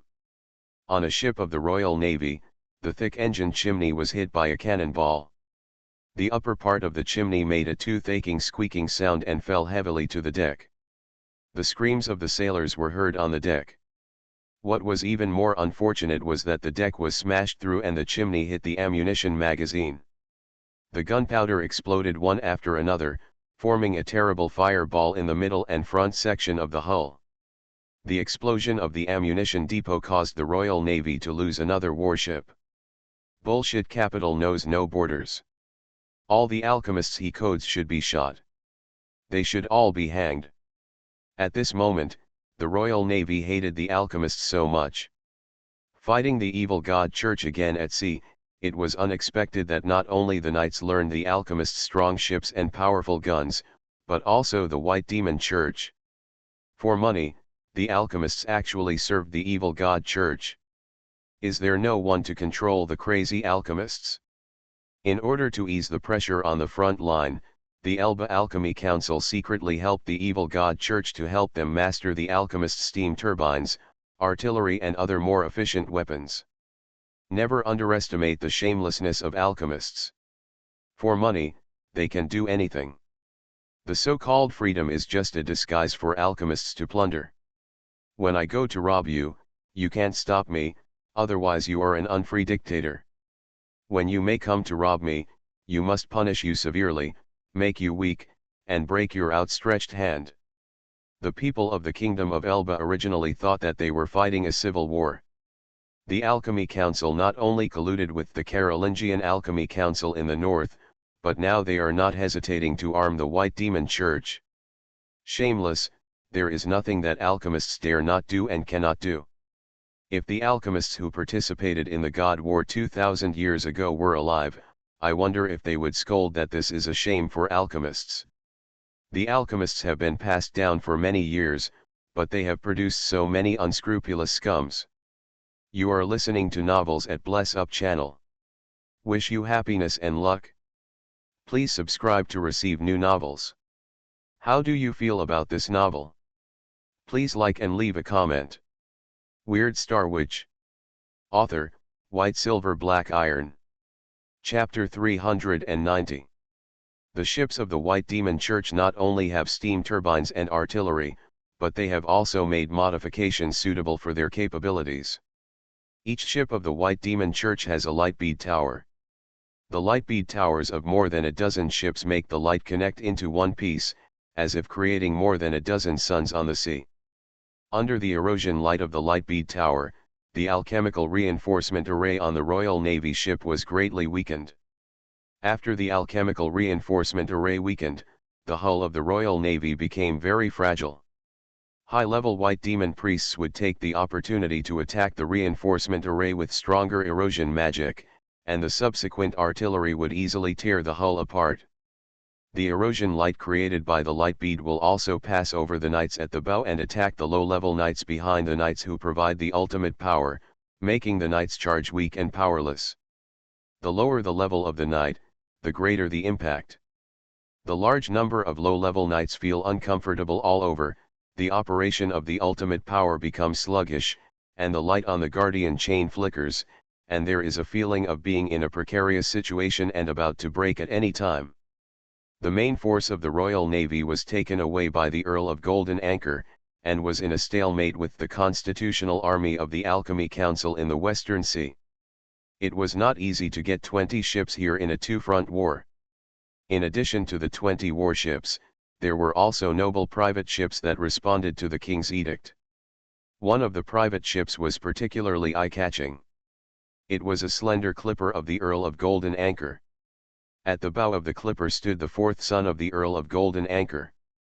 One of the Earl of Golden Anchor's industries, the Dock Manor, which was famous for its wine, was located in the southern continent. This time, Dock Manor was the first to respond to the attack of the White Demon Church. Compared with the industries in the southern continent, the king's summons was more important. Despite the confiscation of the manor by the evil god Church, the Golden Anchor family also sent troops to support the king.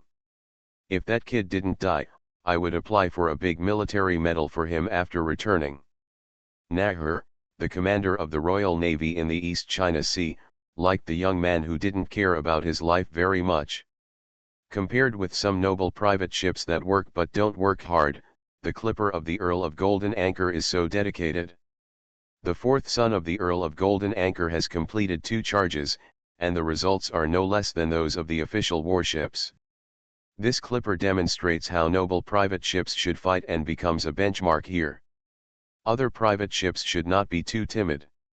At the bow of the clipper, Kedrick was panting.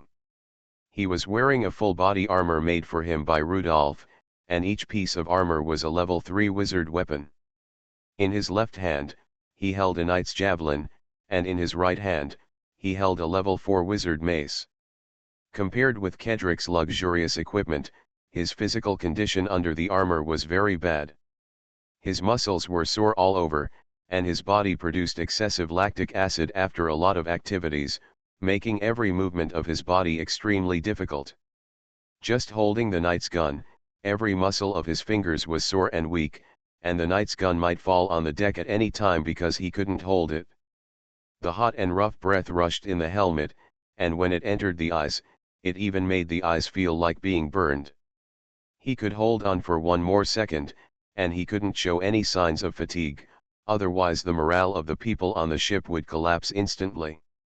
Worse than his physical condition was Kedrick's mental state. More than a month ago, Kedrick was driven by an inexplicable sense of urgency. When the time was not right, he forcibly challenged another manor owner nearby. As a level 2 knight, challenging a level 3 priest was the most suitable challenge he could find. That battle was extremely difficult, but also extremely lucky. In the battle, he temporarily exerted the combat power of a level 3 apostle, which could gain an advantage in a short period of time, but he had too few knights. Rudolph and Kedrick joined forces to clean up the dock manor. Everything has its pros and cons, which allowed Kedrick to quickly control the dock manor and greatly reduce the number of knights in the manor. His enemy was a manor owner who had been operating for many years and had a large number of manor guards. In the end, it was only by relying on the level 4 knight mace given by Rudolph to kill the level 3 priest in a head-on collision that Kedrick was promoted. That reluctant promotion made Kedrick's spirit tense to the extreme, and his bad mental state could not be restored in a short time. He had a splitting headache, as if someone had tied his head tightly with an iron ring, and the ring was getting tighter and tighter. Today's battle was so fierce that the Royal Navy was at a huge disadvantage. If there were no accidents, the Royal Navy would definitely lose. Although he didn't want to admit it, it was only a matter of time. Worrying about the trend of the war and the tension of his spirit made Kedrick's skull seem to crack. The severe headache made his vision black. He was close to the limit and it was getting harder and harder. As for being promoted again in this battle, he had had extravagant hopes before the war, but now he had none at all. As long as he could survive, he would be satisfied. The White Demon Church's ship kept moving forward, and the battle lasted from the afternoon to the evening. The battle line was getting closer and closer to the coastline, and the Royal Navy kept retreating, and the lighthouse on the coastline became clearly visible. As the Royal Navy's warships sank one by one, the defeat became more and more obvious. An alchemist like a borer. He even dared to arm the evil god church. Have those beasts forgotten the evil god's cruelty? Nahal, the commander of the navy, cursed over and over again, but it had no effect. The alchemist would not give up their extremely effective strategy because of his curse, and the White Demon Church would not miss the opportunity to completely destroy the Royal Navy. Behind Nahal, the servants were ready for the final desperate counterattack. As the Earl of the Peninsula, he must die in this naval battle. If he escapes back to the land, the East Fleet will be completely destroyed, and the king will have the power to take back his land. In most cases, the king will mercifully forgive the Nahor family and retain some of the Nahor family's land, but from then on, the Nahor family will be severely injured and will no longer have the opportunity to go further. Only by dying in battle can the family keep the land, keep the wealth, and even be rewarded by the king. The design of the knight system forces every knight to rush to the enemy desperately in the most difficult situation, fighting for the only chance to win.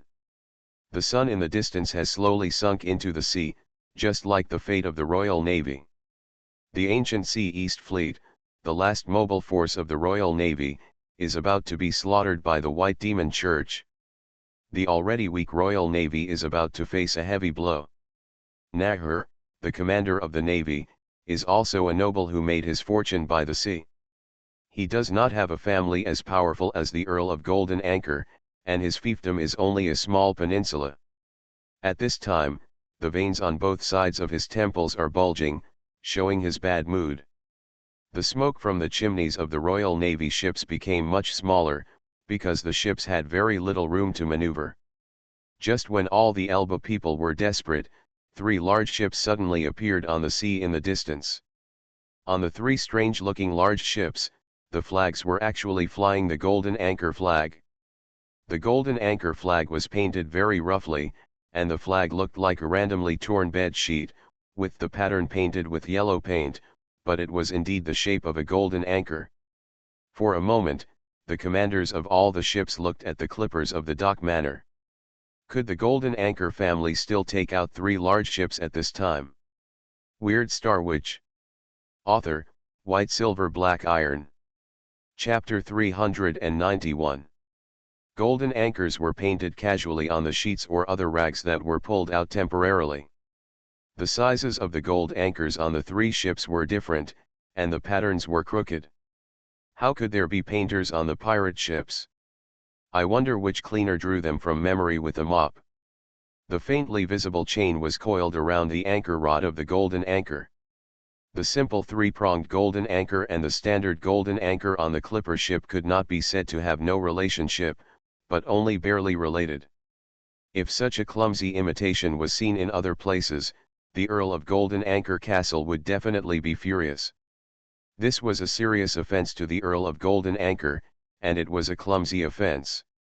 Now, not only did Kedrick not feel offended, but he also felt that his great-great-great-grandfather must have had an affair with the goddess of luck, otherwise how could he be so lucky?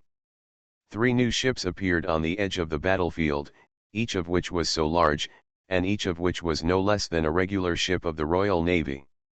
The first ship, like an antique pulled out of a ship museum, was actually a galley. Now even the boats on the inland lakes don't use paddle boats, and the appearance of paddle boats on the sea makes people feel a little magical. There must be something wrong when things are abnormal. Such a ship dares to intervene in the battle of the Navy, and it must have its own advantages. There are big holes on the tattered sails. This sail is just a decoration, and the wind leaks. The power of the old ship does not rely on the sails, but comes from the 2 rows of long oars. It is impossible for human power to row this big ship at such an exaggerated speed, unless the rowers are not people, but tireless machines. The oars are wood wrapped in iron sheets, flying up and down neatly, like centipede legs, densely packed. In the lower cabin of the Green Skull, 50 night corpses are bare-chested and rowing silently. There is no extra sound in the cabin. They row silently, which is very powerful. Cooper stood on the bow of the Green Skull, looking at the sunset in the distance. The sun is about to set, and night is about to fall, and his corpse will be more powerful. The second ship was a twin-cylinder steam turbine ship, similar in shape to the Carolingian Navy warships. This ship had the most power, and now it was controlling its speed, following the Green Skull. Rudolph stood at the bow, looking at the White Demon Church fleet in the distance. After fighting for so long, there were still 30 ships. The White Demon Church was really generous. It was much more difficult for the White Demon Church to obtain steamships than for the knights and nobles. Zachary said beside Rudolph, "My master, the White Demon Church wants to clear out the remaining forces of the Elba Royal Navy, so that they can freely enter and exit the Kingdom of Elba and land on the northern continent from anywhere. There is some kind of cooperation between the Elba Alchemy Council and the White Demon Church." They are working together to completely eliminate the Elbe Royal Navy here. Rudolf nodded. The alchemist was still as shameless as ever, and as unscrupulous as ever, even colluding with the evil god church. The third ship was a large ship with a bow that was raised high, like the tip of a scimitar. Standing at the bow was a calm red beard. If the old red beard approached the battlefield, he would be as crazy as a madman, but unfortunately he was just a corpse now, without any expression. Or, Cooper didn't want to add drama to Redbeard now. Many people died on the battlefield, and the dead fell into the sea, leaving a faint smell of blood in the sea. These bloody smells attracted many carnivorous fish, and for Redbeard, these bloody smells were equally tempting. The instinctive throbbing caused red spots on Redbeard's skin, which eventually turned into a strong bloody smell, and Redbeard was shrouded in blood mist. The black smoke from the chimney floated to the back, and the blood mist on Redbeard's body also floated to the back. One black and one red, the characteristics are so obvious. The great pirate Redbeard, who was said to have retired from the Golden Basin 10 years ago, appeared again on the Saragosse. Next to Redbeard stood the real captain of the ship, Yvonne. The bloody aura made her feel uncomfortable, and she quickly stepped back. On the flagship of the Royal Navy, the Chief of Staff hurried to the side of Commander Nahur. "Commander, those are 3 pirate ships. They are the Green Skull and the Red Scimitar that roamed the Saragosse 20 or 30 years ago. As for the third ship, it has not been confirmed yet."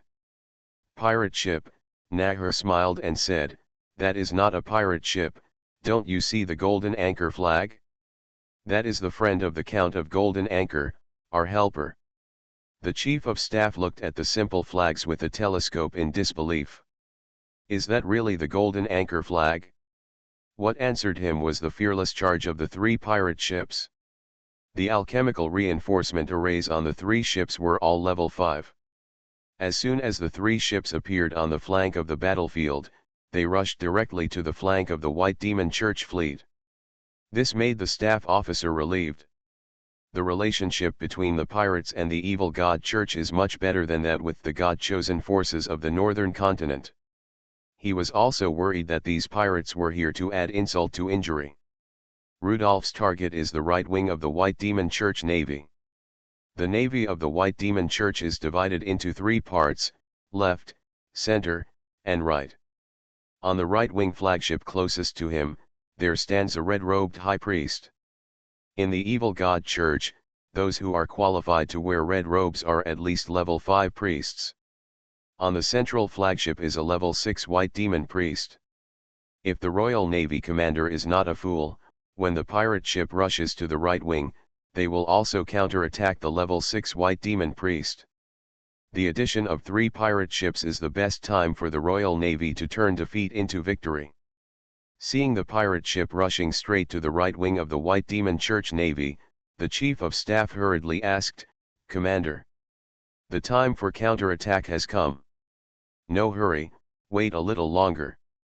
Commander Nahur looked at the clipper of Dock Manor. He needed to rule out the last possibility. He needed to make sure that this was really the time for a counterattack, not a trap set for him by the White Demon Church and the pirates. Pirates prefer the evil god church. If these pirates were helpers called by the White Demon Church, he would be too stupid to believe these pirates just because of the 3 golden anchor flags. Under the gaze of Commander Nahur, the clipper of Dock Manor turned around and rushed towards the 3 pirate ships. The clipper was very fast and soon caught up with the 3 pirate ships coming from afar. The crews on the 4 ships kept communicating with flags. Finally, the clipper sent a signal to the flagship using the flag of the Royal Navy. "Friends of the Golden Anchor flag come to support." Commander Nahur was very surprised. Who would have thought that the once glorious Green Skull and Red Beard were actually friends of Count Golden Anchor? The previous Count Golden Anchor was really well hidden. The 2 pirates were active when the previous old Count was still alive. In Nahur's opinion, the old Count had a vague relationship with the big pirates, and he also passed this friendship to the current Count Golden Anchor, Palu. No wonder pirates can never be wiped out completely, and there are nobles standing behind the pirates. At the same time, Nahor looked at the Count's fourth son with a new look. It turned out that he was so important to Count Golden Anchor that he asked Count Palu to take out his trump card just to provide protection for the fourth son in this naval battle. Nahor has already made up many arrangements of Count Golden Anchor. Even if he is not here, the powerful Count still has a huge influence here. Counterattack. Charge. After the commander gave the order, sharp whistles sounded on all ships, starting with the flagship. This is the horn of the counterattack, the last desperate charge of the Royal Navy. Commander Nahor even raised his knight's gun and stood at the bow of the flagship. As a level 5 knight, the Earl of the Peninsula of the Elba royal family, he was not as good as the Earl of Golden Anchor in the layout of pirates, but he was definitely not worse than the Earl of Golden Anchor in leading the charge. On the flagship of the White Demon Church, the level 6 White Demon Priest Right stood up from the high seat, walked down 9 steps, and slowly came to the railing. In this situation, the level 6 White Demon Priest Right could not sit still. The appearance of 3 pirate ships instantly reversed the situation on the battlefield. Green Skull and Red Beard. Why did they defect to the North Continent? No one could answer this question, because the 3 pirate ships had already fired first, and after entering the range of the artillery fire, they couldn't wait to fire at the White Demon Church. Speaking of the strongest evil god church in naval battles, the White Demon Church can be said to be on par with the Oblivion Church. The priests of the Oblivion Church are like monsters that devour everything, while the White Demon Church has extremely strong attack capabilities at sea. On this uncovered sea, both sides were on the ship, with no room for dodging. The straight beam attack of the White Demon Priest could easily hit the enemy. The level 5 priest of the right-wing fleet of the White Demon Church saw the copper wire reinforcement array on the pirate ship and smiled contemptuously. Pick up the scepter, and on the top of the scepter is a fist-sized, pearl-colored light bead. These foolish people in the dark actually thought that they could launch a counterattack after the sun went down. The sun had just set, and the night weakened the White Demon Priest, but the White Demon Priest could use the power of holy light stored in the light bead, which was enough to last until the end of the battle. At night, the beams of the White Demon Priest will be connected into a light curtain, which can boost morale and let these heretics in the dark feel the burning from the sun. A bright and hot light illuminates the bow of the White Demon Church ship. This ray of light condensed the holy light power of the level 5 White Demon Priest. He originally wanted to use this magic to deal with the Royal Navy. Now he was regarded as a soft persimmon by the pirates, so he was merciless. At the same time, the gunners on the right-wing ship had prepared their artillery. As long as the erosion ray hit the enemy ship, the enemy's alchemical reinforcement array would instantly collapse, and then a cannonball could destroy the enemy ship. A beam of light shot out from the scepter of the level 5 White Demon Priest.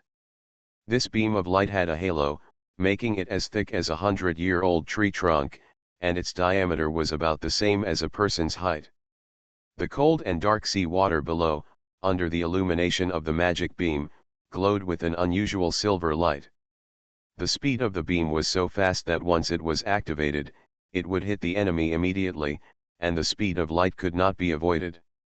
There was no obstruction on the sea surface, the inertia of the sea ship was so great, and coupled with the resistance of the sea water, the 3 pirate ships had no possibility of dodging, and the Green Skull, which was rushing in the front, had no intention of dodging either. Just when the entire sea area was illuminated by the magic of the level 5 White Demon Priest, the area around the Green Skull strangely became a black hole.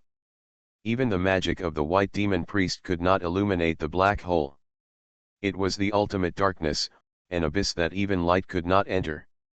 Trapped Priest. The level 5 White Demon Priest stood at the bow of the ship.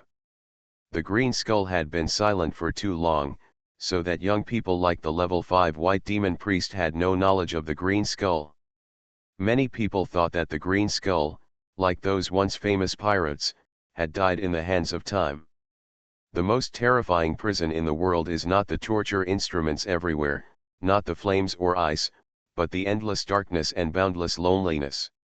In such a dark environment, anyone will be driven crazy by himself. At this time, the trapped priest used magic to cover the green skull and sealed himself in the ultimate darkness. The white magic beam that could erode the power of the apostles was like encountering a black hole, and many rays were swallowed by the black hole. The corpse of the level 5 trapped priest still retains some of his instincts from his lifetime. He chanted the teachings of the evil god Kundan at the bow. The boundless universe is dark in its background. Light is only accidental, and darkness is eternal. The air is a prison built for you, so you can't get rid of it. The earth is a prison built for you, so you can't jump high. The heaven, earth, and universe are all prisons built for you, and everyone is a trapped beast. No matter how hot the stars are, they can't illuminate the entire universe. Infinite stars, thrown into the boundless darkness, are as weak and tiny as sand. Great. There is actually a trapped priest. Navy Commander Nahur was a little excited. It's worthy of being a big pirate that we can't kill. There is actually a trapped priest. Few people pay attention to what abilities a pirate from decades ago has, especially when that pirate has been in seclusion for many years. Alchemists help the White Demon Church, and the trapped priests help pirates. Everyone is a traitor, and everyone has a bright future. The beam of light finally stopped for a moment, and the darkness dissipated. The oars hit the sea again, and the green skull broke through the waves and continued to move forward bravely. Following the Dock Manor clipper at the end, Kedrick looked at the 3 large pirate ships in front excitedly. He knew the Bauhinia, but he didn't expect that when Rudolph came back after a few months of separation, he had brought 3 pirate ships. These pirate ships actually violated the purpose of pirates, confronted official forces, and faced a behemoth like the White Magic Church. At this moment, Kedrick doubted whether he was the son of destiny. The ancestors of the Golden Anchor family blessed him. At this time, he was in trouble, and the wizard Rudolph was even willing to fight against the White Magic Church for him. The 3 pirate ships continued to ride the wind and waves and rushed forward. At the same time, the flagship of the Royal Navy, the flagship of the Navy Commander Nahur, led all other warships to counterattack the ships of the White Magic Church. On the bow of all the warships, there stood a high-level knight, with a guarding chain connected behind the knight. For a time, every warship was shining brightly. The white light on the knight's body was not as dazzling as the holy light of the White Demon Church, but it was fearless. The knight threw out the long-range weapon, and the erosion rays and the knight's spears on the sea surface went back and forth, trying to create better conditions for a decisive battle. There were 2 more level 5 erosion divine spell rays, and the trapped priest on the green skull blocked them with divine spells. Just when Kedrick thought that the pirate ship would directly hit the ship where the level 5 white demon priest was, the green skull suddenly waved the flag, indicating that all ships should turn right. The speedboat of Dock Manor hurriedly followed at the end and sailed to the right. When the green skull turned to the right, didn't it expose the Bauhinia?